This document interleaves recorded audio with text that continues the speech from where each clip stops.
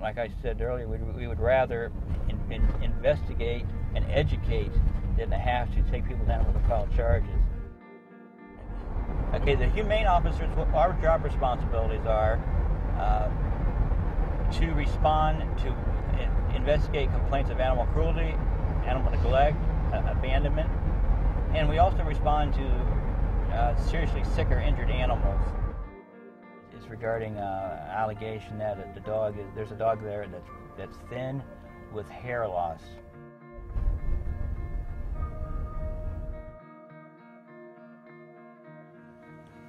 Years old. Either you come up with a plan today or I'm going to have to take the dog. Okay, the definition of animal cruelty is allowing a dog to suffer when something can be remedied. The allegation was that there's a dog thin with hair loss. Actually, when we rolled up, there was actually the occupants, the residents of the house owned 3 dogs, and all 3 dogs had hair loss. One dog, an older dog, was severely matted with hair loss, plus severely emaciated. So that dog was removed and it's going to be transported to a veterinary hospital for evaluation. You can't let your animal suffer due to lack of finances. They're a responsibility just like children are. What they're going to be doing here at Akron Veterinary Referral is they're basically taking the dog in, they're going to do some tests to see why it looks like the way it does. They're going to do some blood work and some evaluations just to see if there's some underlying cause, medical reason, why it looks like it does, why it might not be eating.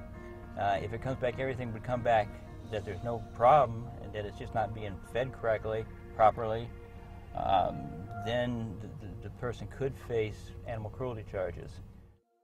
According to the reporting party, there's alleged the dog out there is severely emaciated and does not have access to food or water. Okay, this call was regarding a thin dog. The reporting party called in. Upon arrival, the adult dog is thin. The son showed me where they had a bag of dog food, very large bag of pedigree dog food, and he says that the dog is fed a large quantity a day. And the puppy, it was inside the residence. It was within normal limits. So I spoke with the mother, the owner of the dog, by phone, and I asked her to try to get into the veterinarian to get a stool sample taken and make sure it doesn't have parasites, because if what they're saying is true, which I have no doubt, I have no reason to doubt it, it's probably they are feeding it, and the dog is eating it, consuming it, as well are the worms, and so that's why the dog's not putting on weight and getting the nutrients from the food.